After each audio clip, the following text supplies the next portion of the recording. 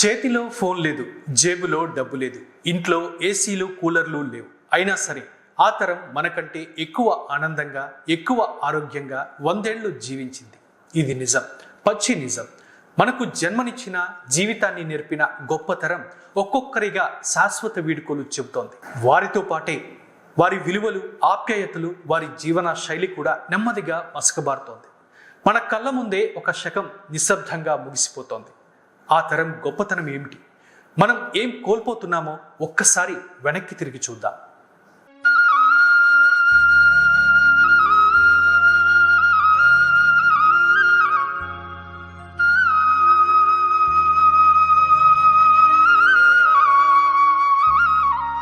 మన పెద్దలు, మన పూర్వీకుల జీవన విధానం ఎంతో గొప్పది.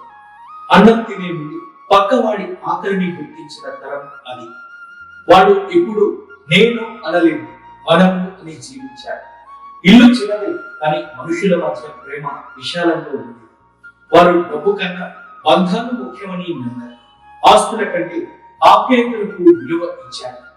ఉమ్మడి కుటుంబాల్లో సుఖాలతో పాటు కష్టాలను పంచుకున్నారు. వాళ్లకు పెద్ద పెద్ద డిగ్రీలు ఉండకపోవచ్చు, కానీ జీవితం అనే పుస్తకాన్ని పూర్తిగా చదివిన గొప్ప మేధావులు.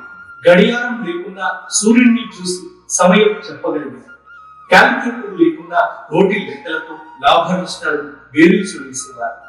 ఇంటర్నెట్ లేకుండా అపారమైన జ్ఞానాన్ని నిల్వ చేసుకున్నారు. GPS లేకుండా గమ్యాన్ని తప్పకుండా చేరగలిగారు. తెలివి అంటే మార్కులే కాదని వాళ్ళు మనకు నేర్పారు. జ్ఞానం అంటే సమాచారం మాత్రమే కాదు, అనుభవం అని చూపించారు.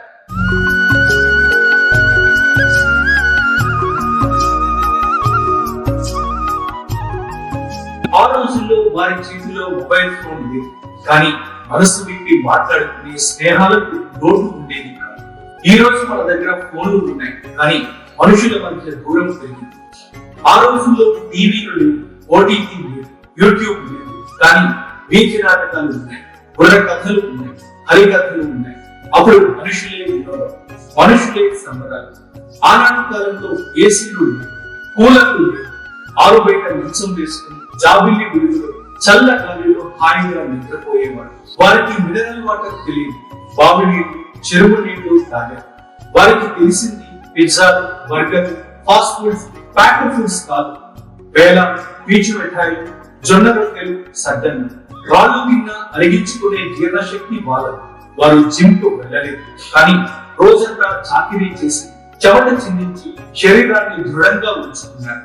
అందుకే బీపీలు తక్కువ, షుగర్లు తక్కువ, హార్ట్ అటాక్లు అరుదు. కార్పొరేట్ హాస్పిటల్స్ అవసరమే రాలేదు.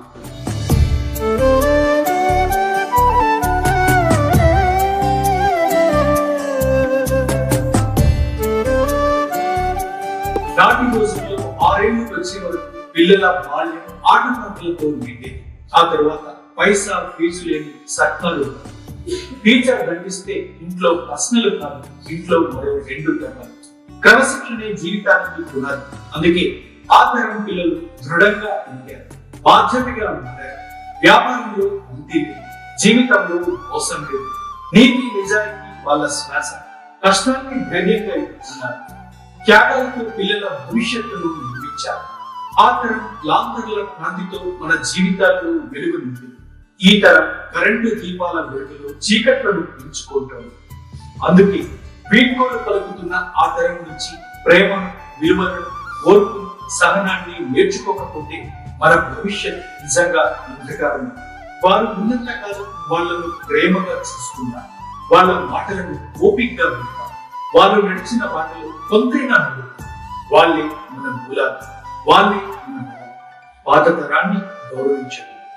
ఈ కథ మీ మనసులో తాకితే ఒక్కసారి ఆ తరం మనుషుల్ని గుర్తు చేసుకోండి.